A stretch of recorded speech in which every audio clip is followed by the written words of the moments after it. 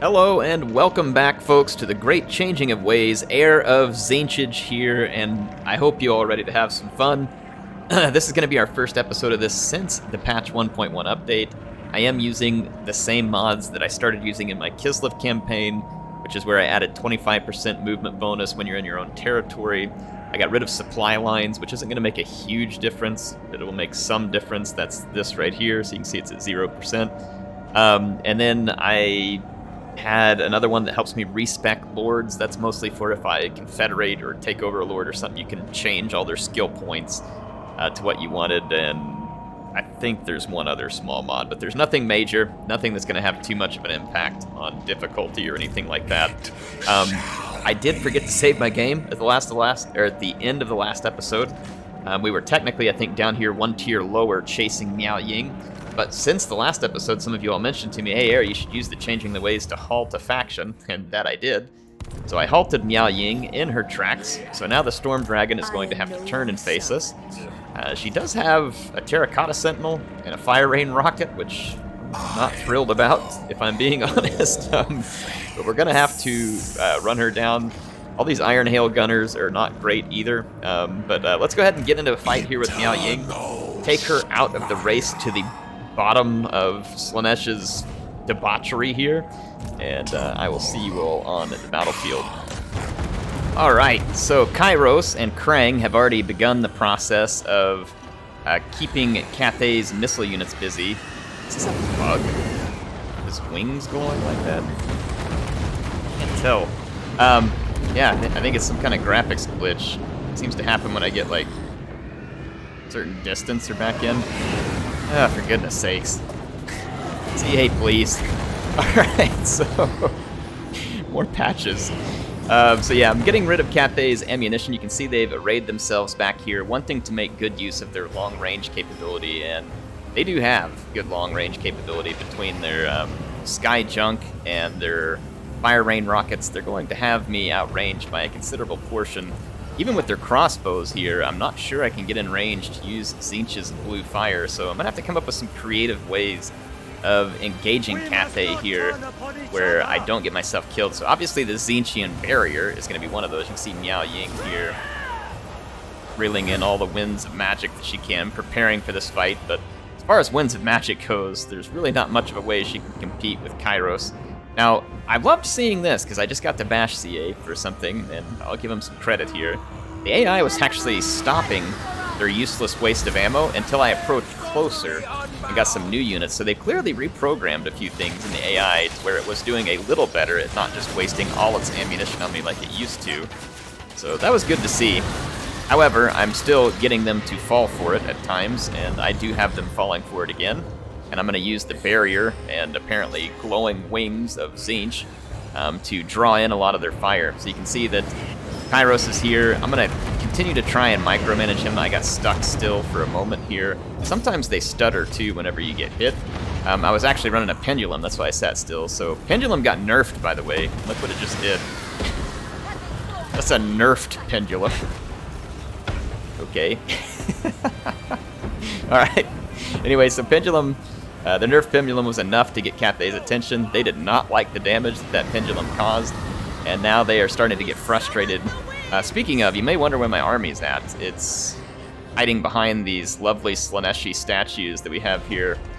So yeah, I've got my army back behind that statue plateau there so that they cannot be hit by any missile fire of Cathay. All of this was to frustrate Cathay's main advantage, which was missile fire.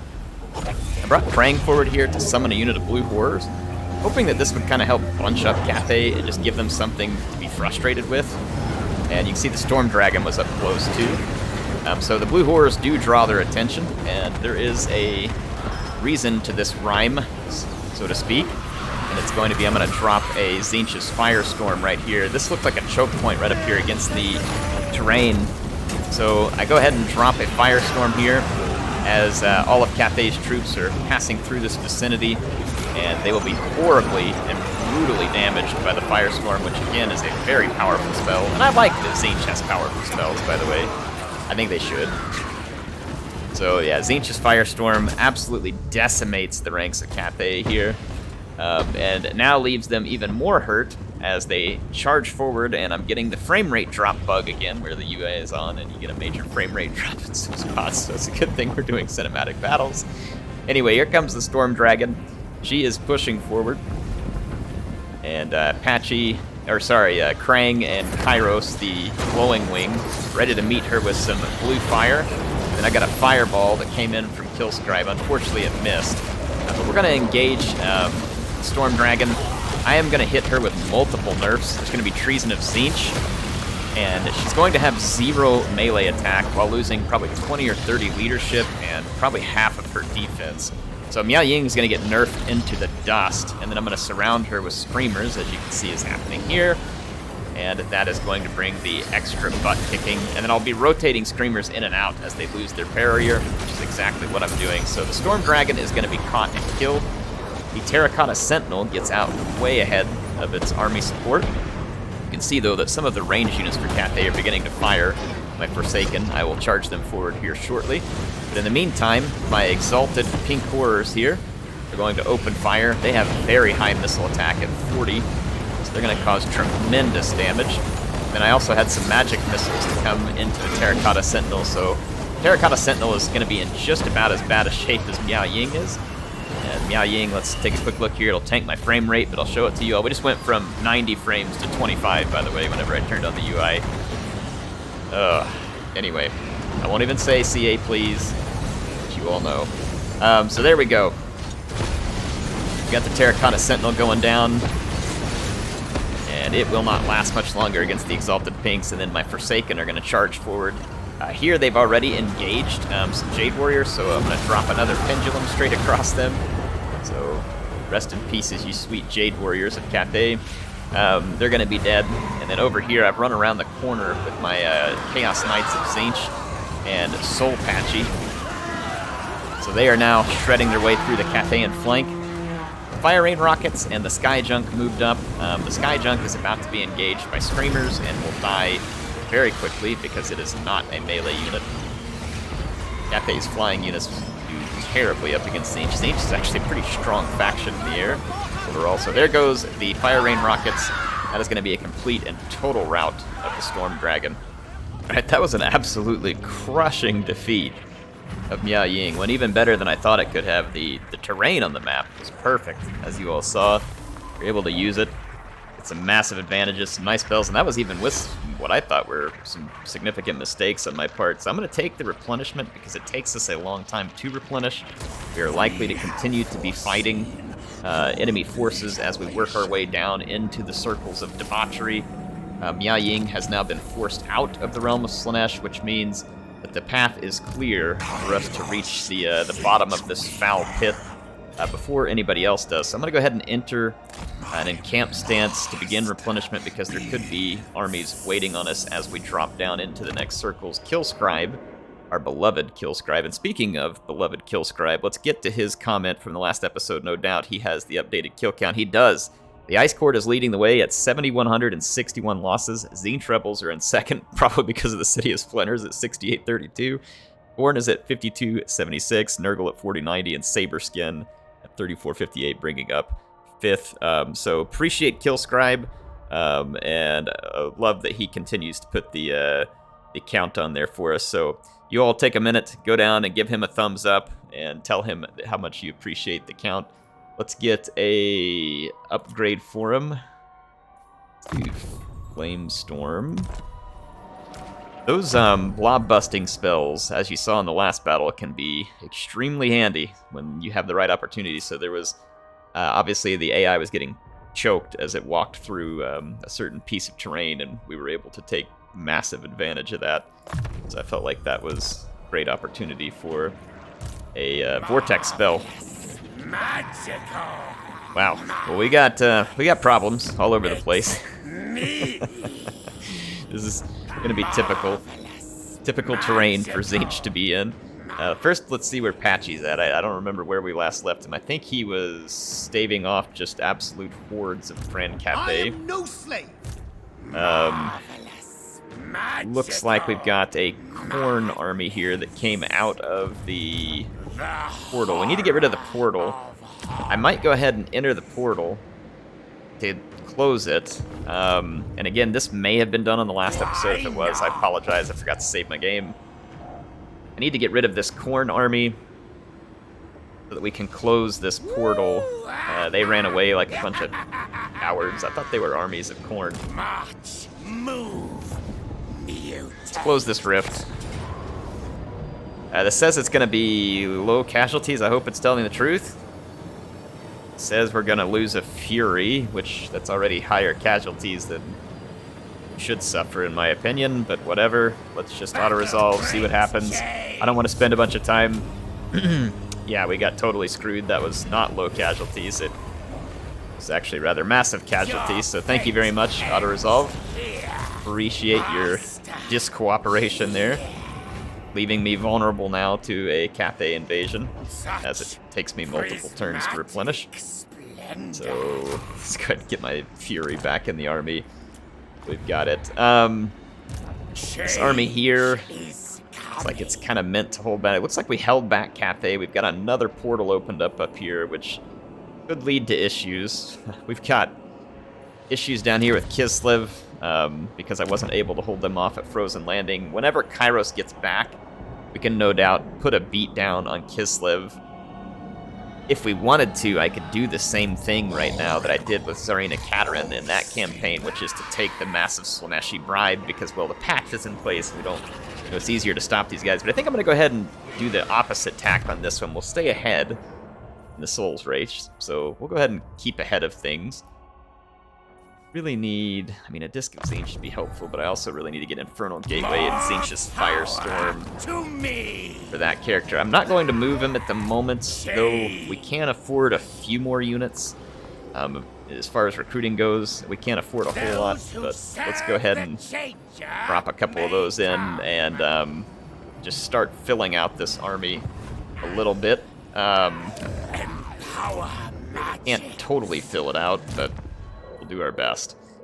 So Patchy has a skill point here too. Let's go ahead and put that on Draft Master. It looks like we were working over here.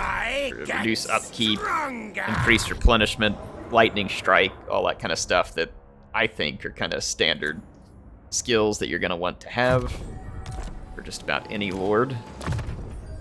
All right. Got Burning Head, so that's good. Let's go ahead and get Piercing Bolts and Flamestorm. Got a lot of buildings that could be built. I'm really only interested in the ones that are going to be the most helpful, which is defense. So let's take a quick look. The Valerie is somewhat under threat, but we've been saving some cash here, and with intention of building up to these high-tier buildings. So like right here, this is going to unlock Doom Knights. Doom Knights could be extremely handy for us. We'll definitely want to spend the money on that. This building would unlock nothing crazy helpful to me, just Burning Chariots, which are good, but not like going to be world-busting. I really want this Cult of Change, because I want Lord of Change units. And let's see what else needs to be built here. So I have both military chain buildings. The only thing I'm missing is this building, which would help us get Soul Grinders. It also increases the local recruitment capacity a decent bit. So I feel like that's a good add to the Valerie here. And there is this special building here, which gains us Allegiant points, diplomatic relations with other demons, and establishes more control. Let's build it. I like having all the unique buildings built. And then let's save a bit of cash here. Again, if we get really desperate, we can take the Slaaneshi bribe here at basically any point and save ourselves some trouble. We've got all kinds of rebel armies here. Cathay is threatening. People were saying that we should be able to give Cathay a lot of issues, and that is true. We need to start causing Cathay some trouble with the changing of the ways. We've got a lot of grimoires. I picked up an achievement just now, too. What was it? Playing as Tzeentch, unlock all changing of the ways actions. Sweet! Got that done. Perform Rite of Equilibrium. Let's go ahead and do it. Extra control won't hurt right now. We've got a lot of stuff going on. Technology researched. Okay, so Patchy is here. We have some Tzeentch Revel. Oh, we can turn Patchy into Take My Place Feathered Lord. Character replaced with an Exalted Lord of Change. That's what we want. So Patchy is now an Exalted Lord of Change, which is excellent. We get 7 skill points that we can put on here. I'm gonna go ahead and put them kind of back where I had them. Just buffing Forsaken and Horrors, because that's going to be a really standard improvement. However, come to think of it, Searing Doom... We probably do want at least 1 point in Searing Doom. Let's use that respec button I mentioned. I made a mistake there. Let's respec our skill points. It's handy to have this mod. Some people would call it cheating. They wouldn't be entirely wrong. But I don't have any Horrors yet, so let's not stick any skill points there. Let's grab a Searing Doom and a Plague of Rust, Inspiring Present, and Accursed Horrors. So that'd be the best place to start Patchy. So that's going to be really handy. There are forces building up against us, the rebels included, but the Valerie does have a pretty substantial garrison. We'd get a couple of Exalted Flamers, and Exalted Flamers took a buffing in the last patch too, so that could be beneficial for us. I'm going to stay in the replenish stance as we move down, because we wouldn't be able to move. Yeah, that's not enough bribe to even begin to tempt me, so we're going to move on. Have to be substantially more bribe than that. Alright, so Patchy is here. He could probably help rid us of these Tzeentch rebels. The Khorne rebels ran off and entered an encamped stance to try and be annoying. I'm going to ignore the Tzeentch rebels for a turn because we've got... Say that we have a garrison there. We do have a garrison there. What's funny is that the garrisons are actually a little better than some of the smaller settlements, and it's because I believe this building chain actually provides me the best garrison. I've been building these because they provide some other benefits that I like. So I don't know. We'll kind of dig through that. I want to go ahead and recruit a couple more units here. I can't afford like tons of expensive units. I can go ahead and throw some Screamers into this army and another Forsaken. Like, we need to have something here, something of substance to help defend the Valerie. Like, we got to be able to hold the line. This would be a nice choke point in case Cathay does just kind of totally bust out against us here while Kairos is away. So things continue to be absolutely wacky. But hey, you know, it's a Changing in the Ways campaign, and we like things to be a little crazy. Let's see here. Agree. Hero Success Chance. Tzeentch's Firestorm. Lord Recruit Rank. Recruit Rank for Cultists. Income for all buildings, which would be nice. Control wouldn't be bad.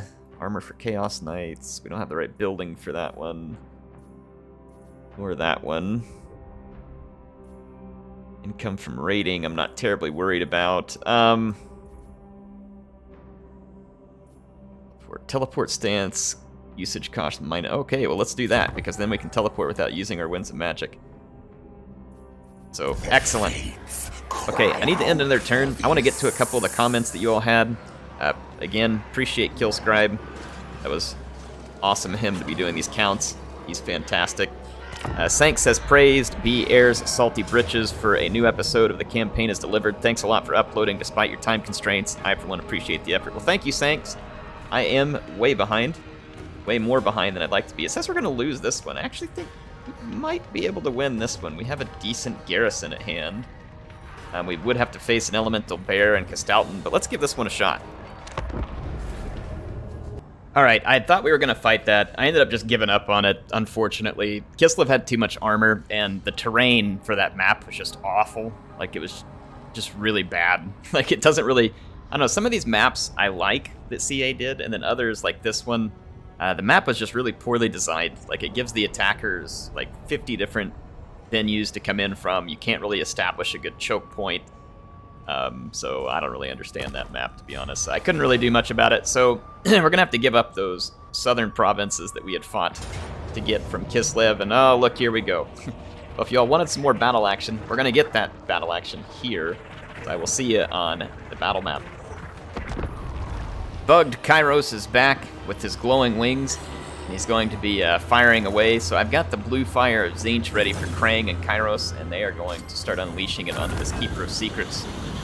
Since the Keeper of Secrets decides instead of wearing armor that all they need are thigh highs and other strange... Look, it did the same glitch on the hair there.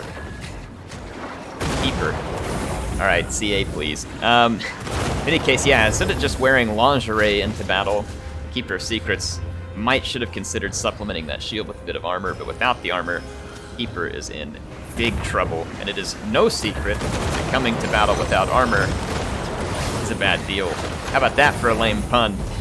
Ooh, sucks to be you. So in any case, the Blue Fighter of Tzeentch claims another victim. Now the next most threatening thing from Tzeentch is going to be, I believe there are 4 Heartseekers and a couple of Exalted Chariots, so they're going to be a pretty big threat to our units because they will cause tremendous damage on the charge, so I would like to deny them that. Now I've used the terrain to my advantage. You can see these Slaaneshi walls back here. I've got 2 lines set up, a front line of heavier units, so this is going to be my Chaos Knights, Soul Patchy, and Forsaken, another line of Forsaken, and Exalted Pinks in the far back. You see here I'm going to use units to slow the charge of these Keepers. Or sorry, these, forget their name here at the moment, Heartseekers. So I used my Screamers and other units to slow down the charge of the Heartseekers, and then I also used this Death Magic here. They're going to get absolutely ransacked and destroyed, and then we're going to do the same on the other flank. I used Tzeentch's Blue Fire to decimate the Heartseekers prior to this combat engaging, so now all the Heartseekers are nullified, and you can see my formation here is meant to have Slaanesh waste their charge on one front line, which can then be reinforced from a back line, right? So that's how you're going to minimize Slaanesh's charge as Tzeentch. You're going to set up in multiple lines, and then use key units to cause damage and block charges prior to the combat being engaged. So you can see that I'm causing tremendous damage at this point to their lines. I used Kairos and Krang to do damage to the leader of the Slaaneshi armies. We then dropped an Infernal Gateway over there. And on this side, we're doing even more damage as well, so there's more on the way. There's going to be another Treason of Tzeentch over here to debuff all these units and take away leadership. So huge use of magic here to utterly and completely decimate the forces of Slaanesh, and that's going to be Tzeentch's Firestorm to really just seal the deal here. And the deal is sealed. So the forces of Slaanesh get utterly decimated by the glowing wings of Kairos and Krang. See another Death Magic Cataclysmic spell coming off there, so utterly merciless treatment of the Slaaneshi forces by Kairos Fate Weaver. Well, that was an extremely effective obliteration of our Slaaneshi enemies there. And that worked out very, very well. When I take the replenishment, we'll be fully ready to go fight on the next turn, so let's do that. As much as the extra cash would be handy, because you can never really have too much cash in a campaign, because you can always just get more armies and be stronger, right? Let's see, settlement lost, that's where we lost to Kislev, so we'll have to, and Kislev's probably going to come further north. Fortunately for me, I think I have slightly better defenses a little further north where we can try and hold the line against them. I don't have an army down here to help hold the line against them, but as far as defenses go, it's as good as my defenses are going to get in settlements like this, so, I mean, if nothing else, we should be able to slow down Kislev considerably. Alas here has slightly better forces now. Let's take a look at Patchy, the demon of changing ways here. After that fight with Khorne that was supposed to be low losses. Sure, CA please. And look at the no replenishment. Not replenishing because of local effects. I love that when it says not replenishing because of local effects, and then you go to take a look, and so like for instance it says local effects. Where is he at? Where is he standing? Let's make sure we look at the right one. Floating Mountain. Alright, so here's Floating Mountain. Province effects. Anybody see enables attrition for non-chaos worshipping armies? That's not us. We shouldn't have any attrition going on. What's the local effects? I may be missing it somewhere. If I am, can someone point it out to me? Because this frustrates me over and over and over again with the game. Or it'll just say local effects, but it doesn't list what it is. It doesn't point to it. Hinder replenishment? Maybe this is it? Yeah. This is probably it. We got hit with this, I guess. I don't know. This guy hindered replenishment. Yeah, I mean, maybe that's it. It's probably it. But I've run into that before where I swear I'm looking for what it is, and you just can't find a good answer. So we're stuck being hindered on replenishment, which is great, because I mean that's exactly what we need. We need to be a little more frustrated. So speaking of frustrated, let's make our enemies a little more frustrated, shall we? I think we shall. These guys are suffering attrition over here. That's good for me. See, like last Sky Castle here. Let's go in here to the Changing of Ways, and let's really start to cause some issues. So I'm gonna force a rebellion here. At the last Sky Castle. Steel Shroud, give war coordination target, break alliance, transfer settlements. I don't think I can transfer settlements to me when I'm at war with a faction, but I can transfer it to someone else. And so let's do that. It's like, for instance, I could give the Seducers of Slaanesh, or no, Nurgle would be even more annoying. Let's give this settlement to the Poxmakers of Nurgle. Like, oh, I don't have the Grimoires. Shoot. Let's pick a different settlement then, maybe, because I wanna cause some havoc behind Cathay's lines. Yeah, all these are gonna cost the same. It costs less. Oh, even more to give it to that faction for some reason. Seducers. There's some of the cheaper ones. Plus more there. Hellebeck Land, Septic Claw. Okay, so I need to save a bit more money. Or a bit more grimoires. So let's save some grimoires, and then I'm gonna transfer some settlements and start causing some issues behind the lines of Cathay. So we're gonna give them some Changing of the Ways that they'll never forget. Go ahead and just move down to the next level here in the Slaaneshi realm. Now I could take this massive bribe. But that's not even a great one, to be honest. Let's just move on. Like I said, could take the bribe. I think we'll try and resist the temptation to take the bribe, because I did that in my other campaign, and I'd like to do something different this time around. So Krang is leveled up almost all the way. This guy's insane. You all saw him in those battles, like just how much damage he can cause to large enemy units while he's working with Kairos using that, I believe it's Blue Flame of Tzeentch that they shoot. The magic missile is extremely effective. Go with Specialist here for Kill Scribe. Maybe a bunch of buildings we can build. The Gallows Tree should definitely improve defenses anywhere we get the opportunity. I've got income and I've got growth. At this point, I don't think a few Grimoires per turn is going to be a big deal. If anything, we're going to want to be able to recruit some basic units. Like Spawn, Horrors, that type of stuff. I think you can recruit Blue Horrors from the main chain. Yeah, we can. So let's maybe go ahead and build the building for Spawn there. So just be handy stuff to have back behind the lines. These buildings here aren't really necessary at the moment. Let's end our turn. See what happens here.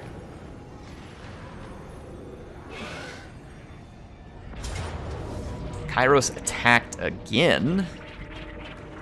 Once again, I'm gonna need to fight this, so I'll go ahead and fight it. If I auto-resolve it, they're gonna screw me over on casualties. Almost certainly will. Here, I'll quick save. We'll see what the auto-resolve does. Yeah, it's really bad. But, I mean, there's probably not a whole lot of enemies around, whatever. I just fought that exact same battle, so I don't really want to repeat the exact same battle over and over again for you all, but the auto-resolve is awful in terms of performing anything like what we would. Whole bunch of pox here. And once again, the auto-resolve wants to screw us over. There's no reason why we shouldn't do perfectly fine here. This is probably a settlement battle. I actually would rather have sallied out here, because on open ground, we'd do pretty well, other than the rot flies. Yeah, the rot flies are going to be our biggest problem here. I mean, plague bears aren't going to do particularly good against Forsaken. And then we've got a lot of blue horrors to eat away at the plague bears prior to combat. So I don't know, let's go ahead and fight this one. So I had mentioned before that there was some serious issues with the map design, and it caused it to where it basically had no chance of defending that. This is an opposite version of that. This map has been very well designed by CA to give the defenders an advantage. Sure, there are still multiple directions that the attacker can attack from, but it all consolidates down to this kind of large pad in the middle of the map, and you can fight it at the bridge choke points, you can fight it in this choke point, you can fight at this choke point. It gives you a lot of options, so this is a very well-designed siege map, in my opinion, as the other one had, I think, just to the town square that I was trying to defend, like, I think 4 or 5 entrances, to where you really couldn't establish a good blockade at any point, or any type of defensive formation, and you just get all pummeled together. So yeah, some of these maps need to be redesigned a bit. I'm not saying this to bash CA into the fact that, because there's plenty of things that I would like them to continue to fix with the game. However, I'm glad they did these smaller maps, and this is an example of a good one, so I felt like that was worth calling out. So I figured, so first of all, Nurgle was extremely poorly suited to fight against Tzeentch. I'll talk about it a little bit more back out on the campaign map, but in my opinion, Nurgle is the worst faction in the game, like hands down. And against Tzeentch, they are absolutely awful. Nurgle is totally ill-equipped to fight Tzeentch. They don't have any armor, they don't have any shields, they're extremely slow-moving. They're everything that Tzeentch likes to take advantage of.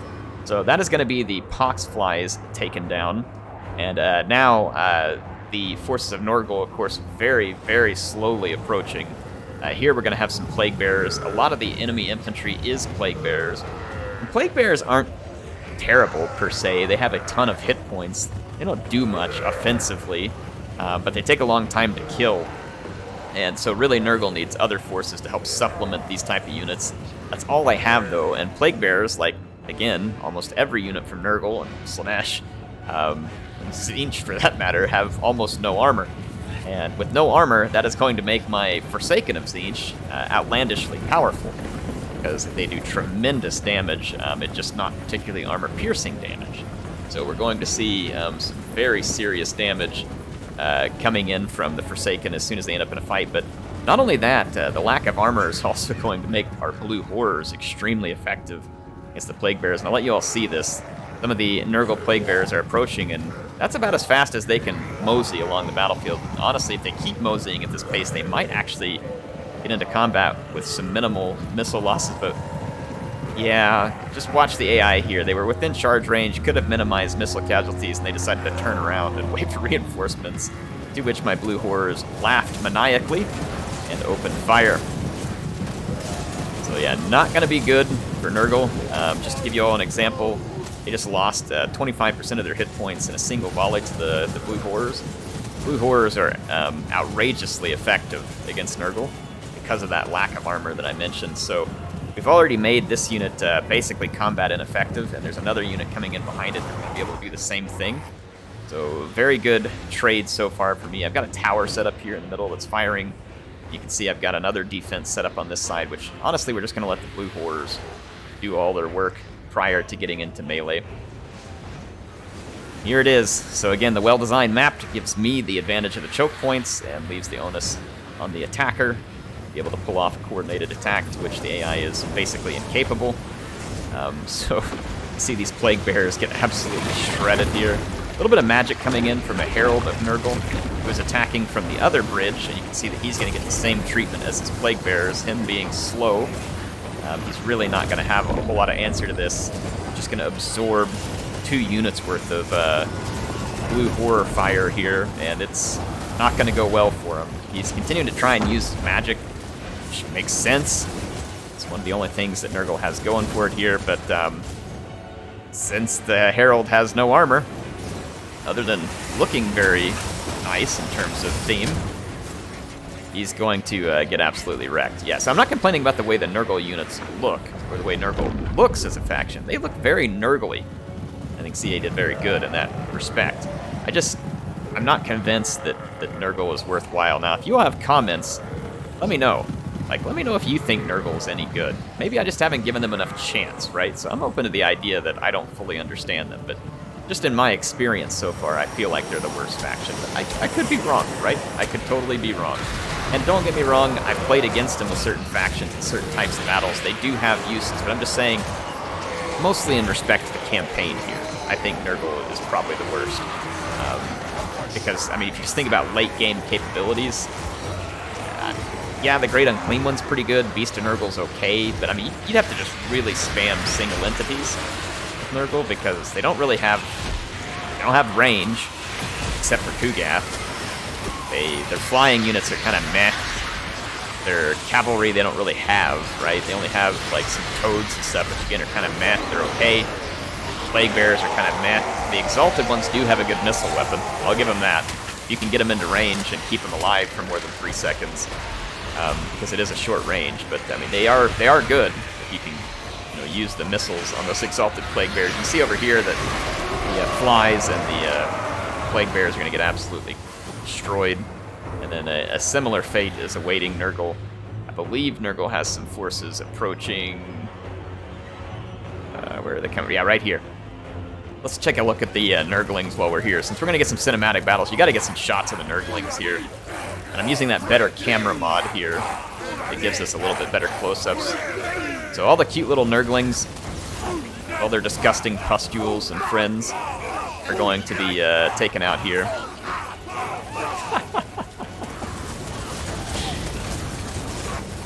Oh man, the animations on the Nurglings are fantastic. That's another thing that CA actually hit out of the park here.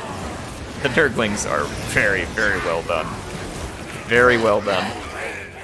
So yeah, but in any case, on this side of the battlefield, once again, Nurgle's just going to suffer the same fate as their units get absolutely crushed by superior forces here. They don't have any answer to the Blue Horrors. They don't have an answer to Forsaken. They don't have an answer to the Towers. If they had some blob-busting magic, they would have been in pretty good shape. There's another Herald here, by the way. This one is about half health, if I remember right.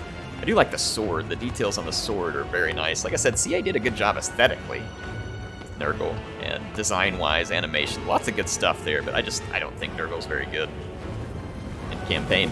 That's all there is to that. But yeah, not much left. That's pretty much it. Nurgle's defeated. A few more of their units are going to be massacred in a similar fashion. But that's it. I'll see you all back on the campaign map.